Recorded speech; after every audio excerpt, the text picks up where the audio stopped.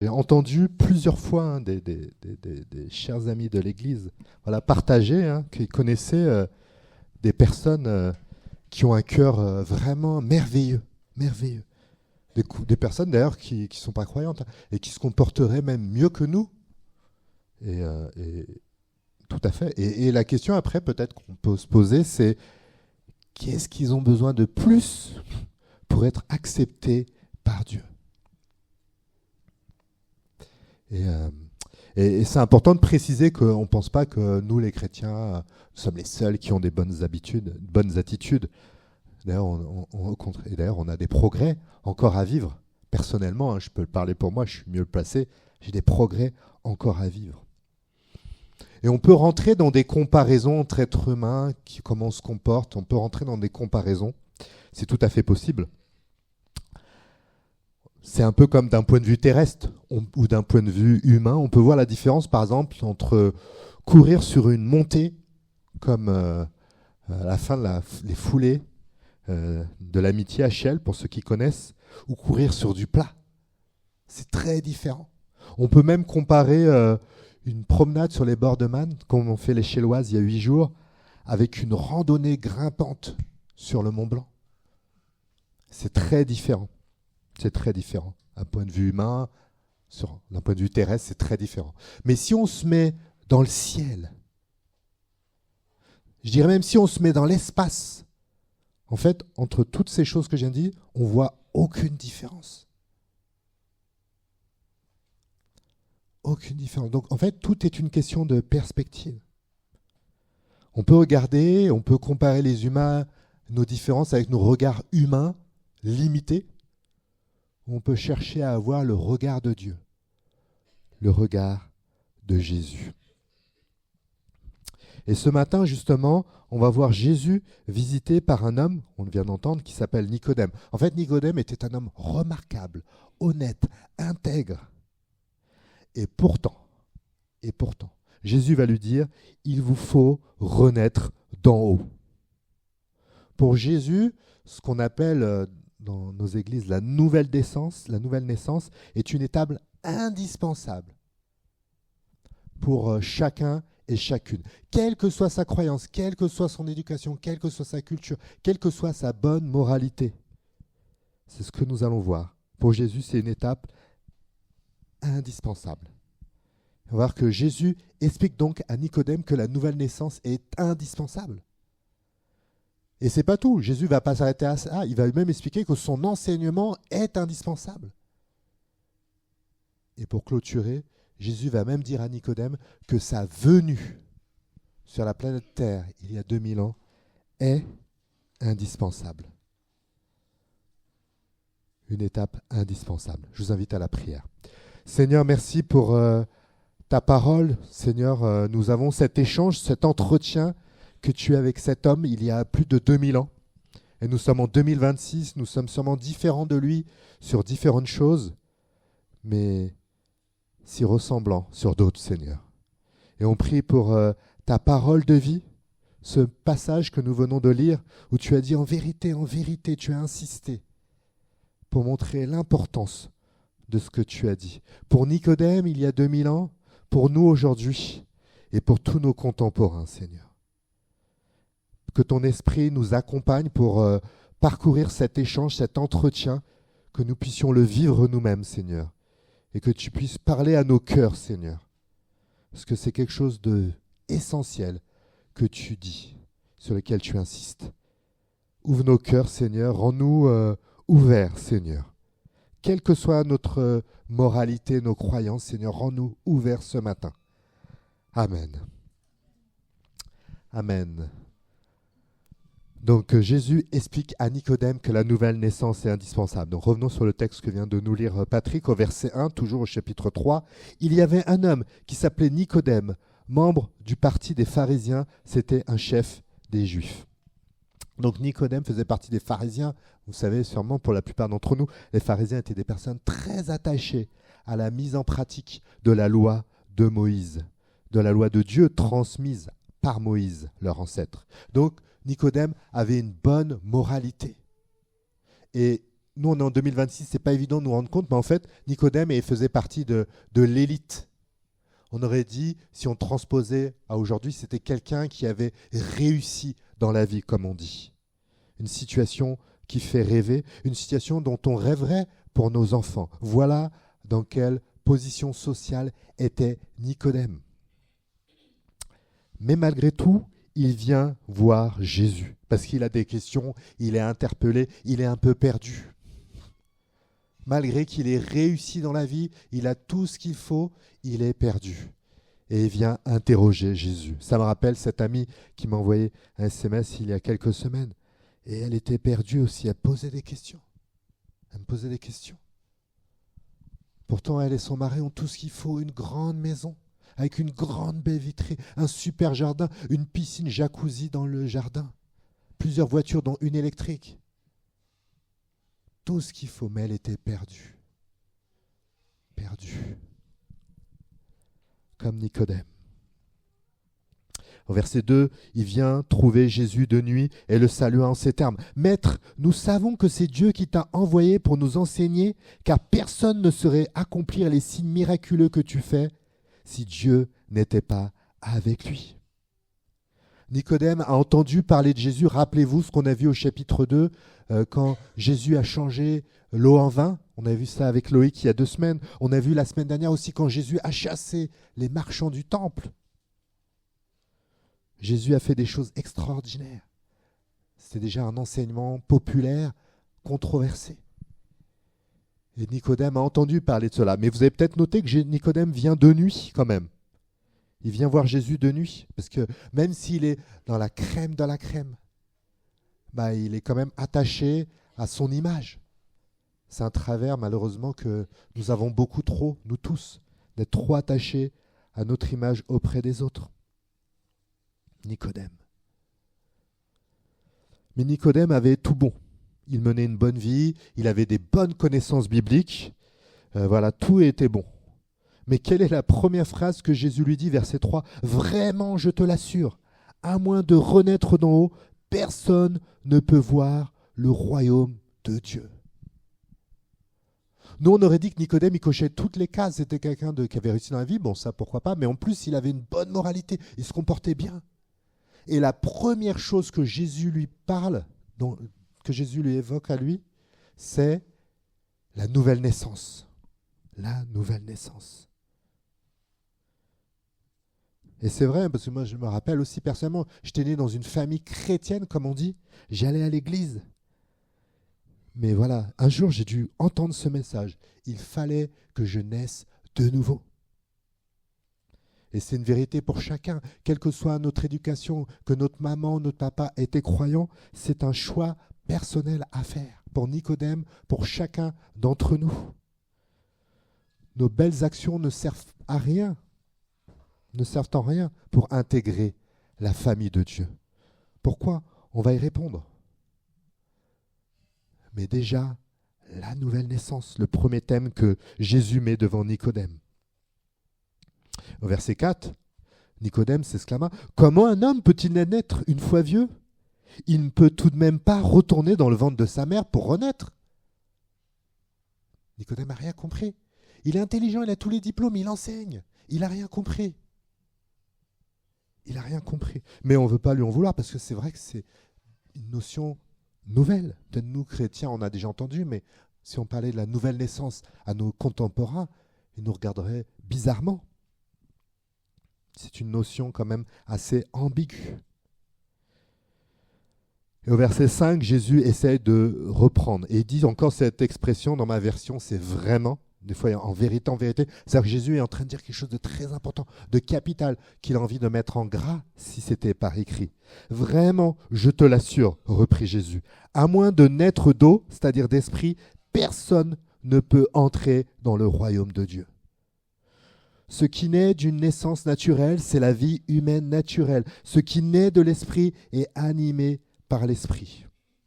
Ne sois donc pas surpris si je t'ai dit, il vous faut renaître d'en haut. Donc Jésus parle à Nicodème. Il lui évoque l'eau, la purification, l'esprit. Et Nicodème connaissait bien la Bible, il connaissait bien à l'époque ce qu'on appellerait maintenant l'Ancien Testament. Il connaîtrait sûrement ce texte d'Ézéchiel, où Dieu parle à son peuple. Il disait « Je répandrai sur vous une eau pure, afin que vous deveniez purs. Je vous purifierai de toutes vos souillures.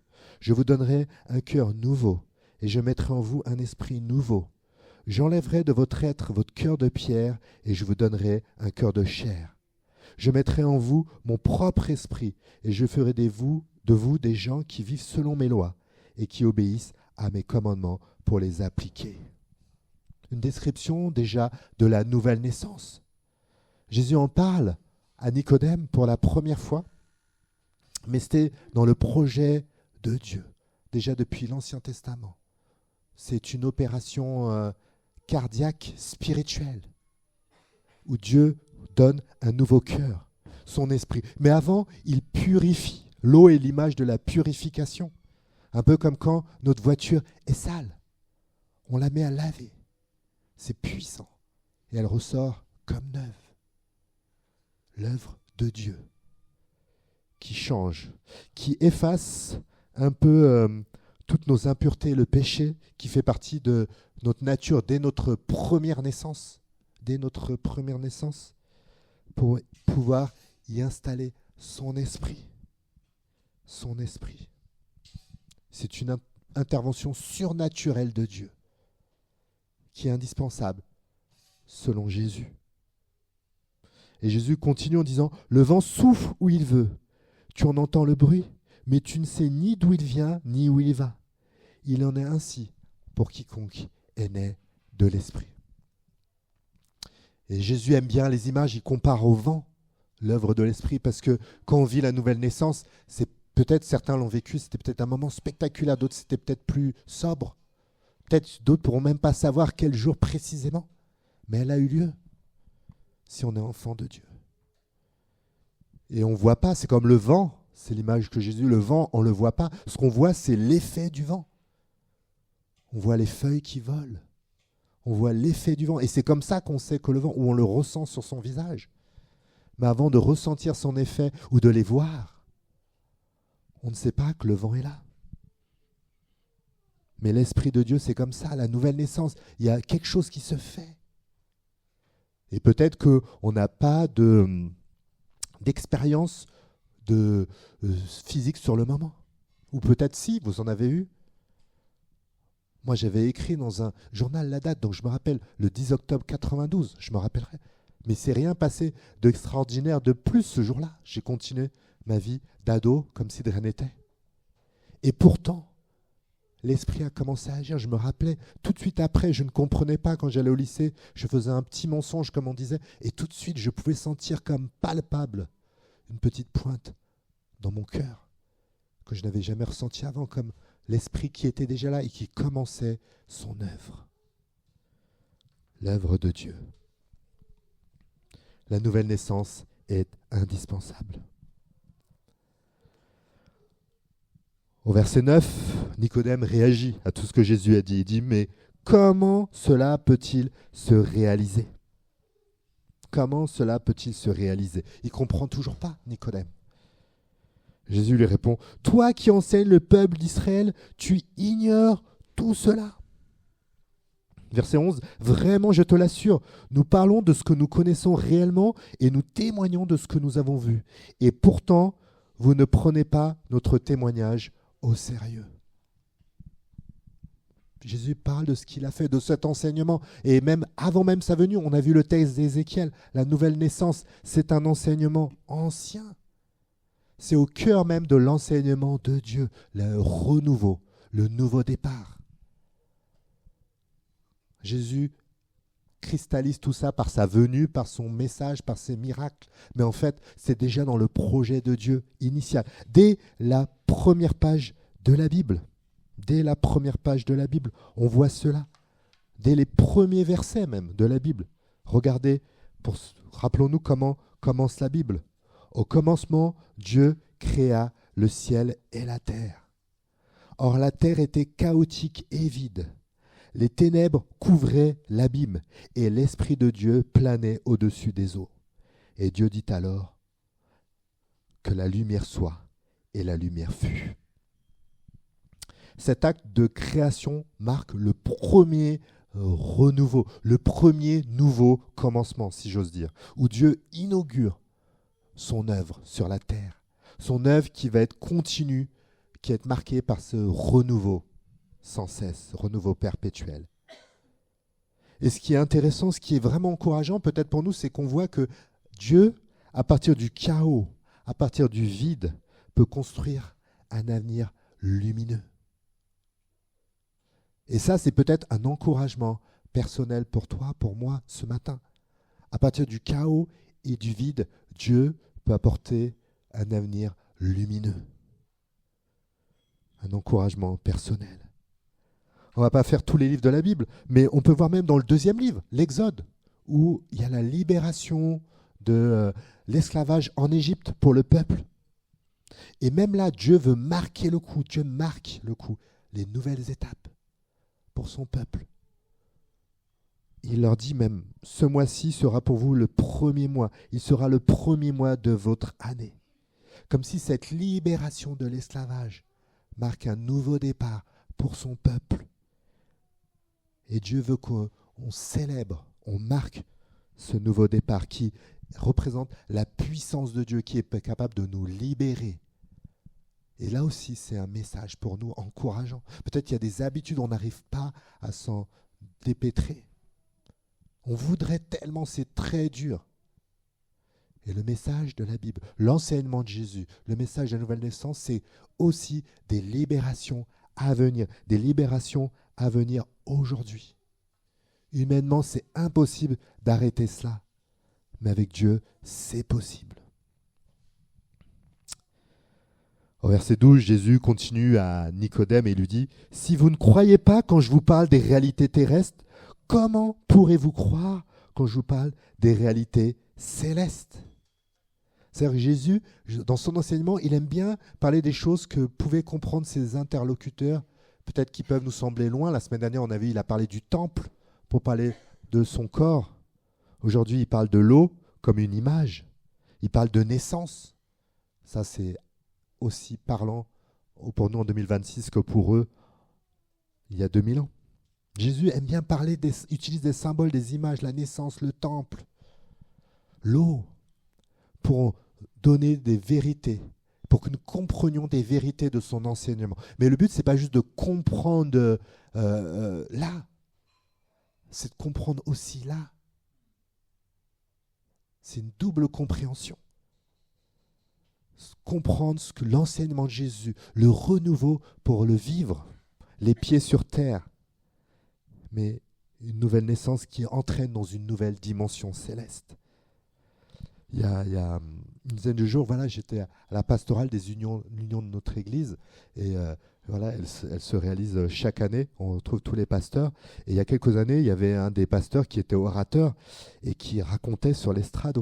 Il a dit je discutais avec mon fils. Son fils était adulte. Il fait sa propre vie en autonomie. Et son fils lui a dit papa, moi je crois en Jésus, mais ça ne change rien à ma vie. Et son père lui a dit en fait, tu ne crois pas en Jésus. Parce que ce n'est pas juste croire à son message, croire à ses vérités, même pouvoir les énoncer. Pourquoi pas les chanter? C'est croire dans le cœur.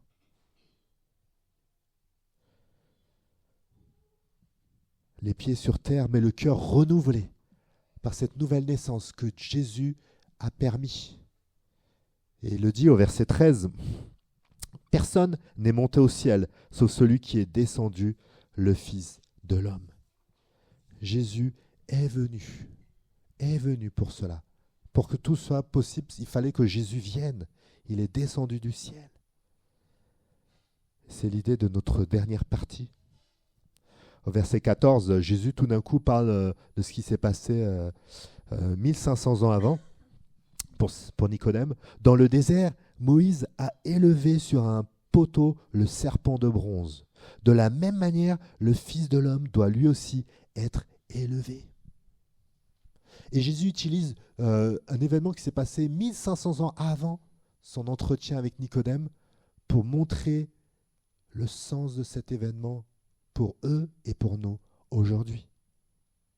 En fait, les ancêtres de Nicodème, par incrédulité, se sont retrouvés punis par des attaques de serpents. Mais dans sa grâce infinie, Dieu a parlé à Moïse et il lui a dit « Fais-toi un serpent métal et fixe-le en haut d'une perche. Celui qui aura été mordu et qui fixera son regard sur ce serpent aura la vie sauve. » En fait, cet événement est annonciateur et de ce que Jésus a fait. Jésus, lui aussi, a été élevé comme ce serpent en métal, mais pas sur du bronze, sur une croix. Et tous ceux qui regarderont à lui, pas avec la vue physique, mais la vue du cœur, le regard de la foi, seront sauvés. Il avait besoin de venir. Sauvé de quoi, vous me direz? Me diront aussi nos amis. Sauvé de quoi? C'est une bonne question. Je me rappelle quand ma mère voulait retrouver son poste d'assistante sociale après un congé parental pour notre plus jeune frère. Elle retournait, voilà, elle est revenue à son poste. Et quelle mauvaise surprise elle a eue quand elle a vu que illégalement son poste avait été donné à quelqu'un d'autre. Le plus jeune, salaire plus bas, enfin bref. Je passe les détails. Et j'avais 18 ans à l'époque, et je me rappelle, j'avais parlé de ça avec un voisin qui était père de famille, et je discutais de ça avec lui, et j'oublierai jamais cette phrase qu'il m'a dit. Il m'a dit « Je ne pensais pas que dans le social, il pouvait se comporter comme cela. » Et plus de 30 ans après, je n'ai pas du tout oublié cette phrase-là. C'est vrai. Même les gens qui peuvent faire des belles actions, vraiment belles, ont du péché. Même des gens qui sont généreux, qui peuvent faire des belles actions, peuvent faire preuve de rancœur, de rancune, de méchanceté, de calomnie, d'orgueil. Absolument. Il n'y a rien d'étonnant. J'aurais peut-être dû dire, c'est trop tard, à mon voisin, tous sont péchés et sont privés de la gloire de Dieu. Tous. Donc voilà, moi j'ai même pas encore 50 ans, bientôt, mais je sais pas, il y en a qui ont vécu plus de moi, mais j'ai jamais vu quelqu'un qui n'a pas péché, je ne connais pas. Il y en a, peut-être que c'est parce que je suis plus jeune que quelques-uns d'entre nous, mais jamais j'ai vu. On a tous besoin de Jésus-Christ. On peut se comparer, et heureusement, des fois il y a des belles actions, des beaux gestes magnifiques. Merci Seigneur, dans ce monde, on a bien besoin. Mais un peu comme si on regardait de l'espace, la différence entre le Mont Blanc et un désert, on ne verrait aucune différence. On a tous besoin de la grâce de Dieu. Et c'est pour ça que Jésus est venu. Il est venu pour payer pour notre péché, pour prendre notre punition, qui était juste. Voilà pourquoi Jésus est venu. Nos belles actions ne peuvent pas effacer notre péché. Si quelqu'un fait un crime horrible, il ne va pas, parce qu'il a payé ses impôts, on va dire, c'est pas grave, tu as bien payé tes impôts. Non. Jésus a payé pour nous. Il a pris la punition. Éphésiens 1,7 nous dit, en Christ, parce qu'il s'est offert en sacrifice, nous avons obtenu la délivrance, le pardon de nos fautes. Dieu a ainsi manifesté sa grâce dans toute sa richesse. Voilà ce que Jésus a fait. Dieu a montré son amour en donnant sa vie pour lui. Et on voit le verset 16, l'un des versets les plus connus de la Bible. Dieu a tant aimé le monde qu'il a donné son Fils unique pour que tous ceux qui placent leur confiance en lui échappent à la perdition et qu'ils aient la vie éternelle. C'est Jésus lui-même qui le dit. Et il y a tant d'autres versets, on ne va pas les citer, du Nouveau Testament qui le précisent. Il n'y a qu'en lui. Il a tout accompli pour que nous puissions être pleinement acceptés par Dieu. C'est lui la référence. C'est lui Jésus. Et on connaît bien Jean 3,16, c'est le verset le plus connu. Quand j'étais jeune, vraiment, tout le monde le connaissait par cœur. Mais on connaît moins les versets 17. Oui, et les autres. Alors Nadège veut qu'on les lise, elle a raison. La suite aussi. En effet, Dieu n'a pas envoyé son Fils dans le monde pour condamner le monde, mais pour que celui-ci soit sauvé par lui. Amen. Mais c'est la suite. Celui qui met sa confiance en lui n'est pas condamné, mais celui qui n'a pas foi en lui est déjà condamné, car il n'a pas mis sa confiance en la personne du Fils unique de Dieu. Et verset 19. Et voici en quoi consiste sa condamnation. C'est par la lumière que la lumière est venue dans le monde, mais les hommes lui ont préféré les ténèbres parce que leurs actes sont mauvais. Et c'est pas facile, le message de l'Évangile. Il n'y a qu'en Jésus-Christ. Oui, pourquoi ce message est important, ce message est précieux pour nous, mais pas que pour nous, pour tous nos contemporains. Et par rapport au message de Jésus-Christ, par rapport au message de l'Évangile, on peut se fermer, on peut faire l'autruche, c'est humain, on est tous comme ça. Les choses qui nous dérangent, de ne pas les écouter, de s'occuper en faisant d'autres choses, de se boucher les oreilles.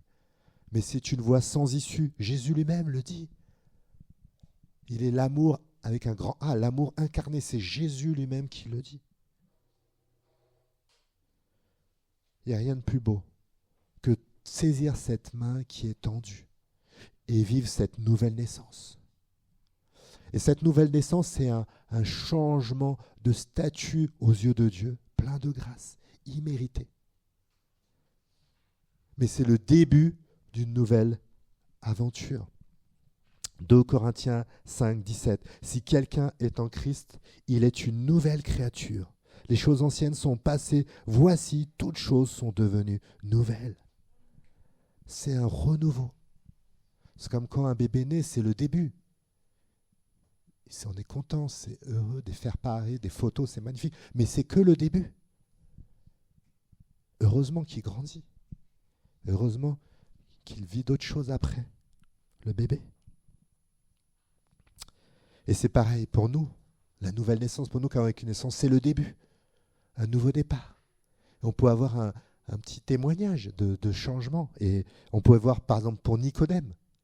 Là, on a l'évangile de Jean, chapitre 3, on a cet entretien avec Jésus.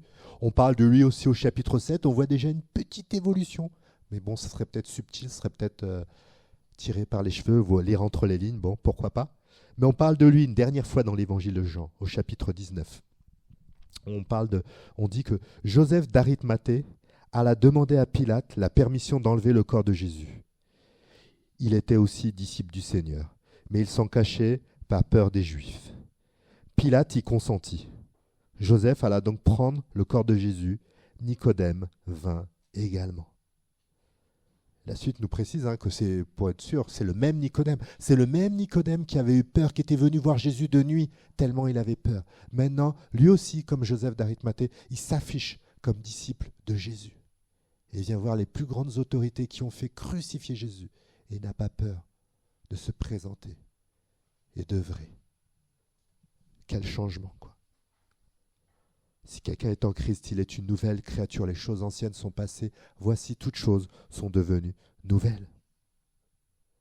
La nouvelle naissance. Et ça ne veut pas dire que nous sommes parfaits, loin de là. Dieu a encore beaucoup de choses à faire en nous, à nous transformer, à changer, bien sûr. Comme pour Nicodème, comme pour les premiers disciples de Jésus, de l'époque déjà. Mais un jour, la promesse de la Bible a commencé avec la nouvelle naissance, dans Genèse 1, comme nous avons lu tout à l'heure, peut-être vous en souvenez, mais dans Apocalypse aussi. C'est la fin de toute chose, mais c'est le début. D'ailleurs, Dieu lui-même le dit dans Apocalypse, dans les dernières pages de la Bible, « Voici, je fais toutes choses nouvelles ». C'est vraiment un fil rouge de la Bible, le renouveau. Même dans l'éternité, il y aura des commencements nouveaux et éternels. Une promesse. Fini les combats, fini les défis, fini les épreuves. Fini la lassitude, l'apathie, le renouveau éternel dans la présence de Dieu. Voilà la perspective dans laquelle Dieu nous engage pour nous qui avons vécu la nouvelle naissance. Donc on terminera juste quelques mots de conclusion avec ces mots de Jésus lui-même, puisqu'il dit en vérité, ou dans la version originale c'est Amen, Amen, c'est vraiment Jésus qui insiste. Il te faut renaître d'en haut.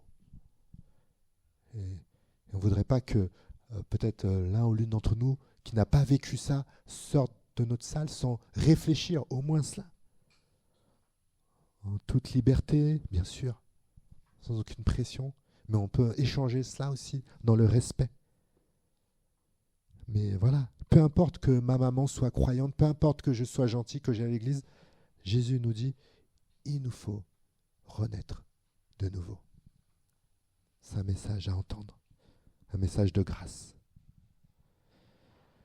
On voudrait dire aussi 2 mots pour nous qui avons déjà vécu cela, parce que c'est la nouvelle naissance, mais c'est que le début de l'œuvre divine.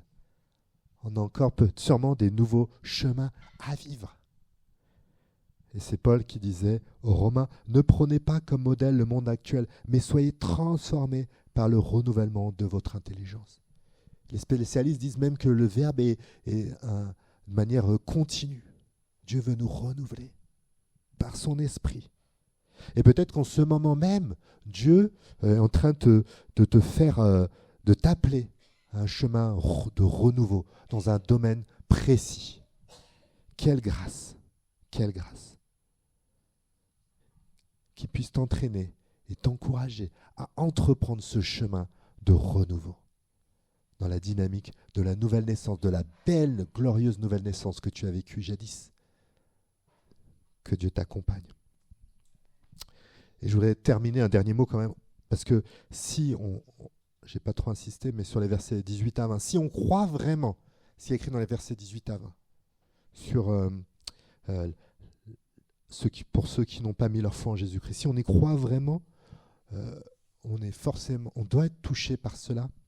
Et plus que touché, on doit comprendre que c'est une priorité dans nos vies, d'investir notre temps, notre action et notre argent pour faire connaître le message de Jésus-Christ. Si on croit vraiment ces vérités qui sont écrites là, forcément, on doit être touché, on doit être mal, et on ne doit pas être bien, d'accord, mais il ne faut pas que ça s'arrête là, il faut se mettre en mouvement pour cela. Et bien sûr, on a tous, vous avez vos combats, vos défis personnels, vos épreuves à vivre aussi déjà. Et c'est très important, tout à fait, bien sûr. On ne nie pas du tout. On ne veut pas mépriser ça, absolument pas. Mais on doit aussi avoir une place pour un engagement personnel, d'église, pour partager cette bonne nouvelle. Parce qu'il faut naître de nouveau, comme dit Jésus-Christ lui-même. Je vous invite à la prière. Seigneur, merci pour ton amour pour nous, Seigneur. Tu as vu que nous, les êtres humains, nous avions besoin de toi, Seigneur. Nous pouvons nous enorgueillir de nos bonnes actions, de nos belles œuvres, de nos belles envies, de tout ce que nous faisons. Mais tu savais que nous avions besoin de toi, Seigneur. Et tu es venu, tu as tout quitté pour nous, Seigneur. Par amour pour nous, Seigneur. Merci pour cet amour, merci pour ce sacrifice, Seigneur Jésus. Et merci parce que c'est le même amour qui t'anime encore aujourd'hui, Seigneur. Et le même amour qui veut nous accompagner pour nous laisser transformer à nouveau, Seigneur. Parce que tu nous as donné ton esprit qui est là en nous et qui veut nous renouveler sans cesse, Seigneur. Tu connais peut-être les choses qui nous pèsent, Seigneur, le chaos, les choses qui nous retiennent encore dans nos vies, qui nous freinent, Seigneur. Tu connais tout ça. Et tu veux nous renouveler. Renouvelle, Seigneur, toutes ces choses-là, Seigneur. Toi, le Dieu de la libération, toi qui veux apporter une vie abondante, Seigneur. Viens nous rencontrer là où nous sommes. Et on prie aussi pour ceux qui ne te connaissent pas, que ce soit les Chélois, que ce soit nos proches, Seigneur. Anime-nous de prière pour eux, Seigneur.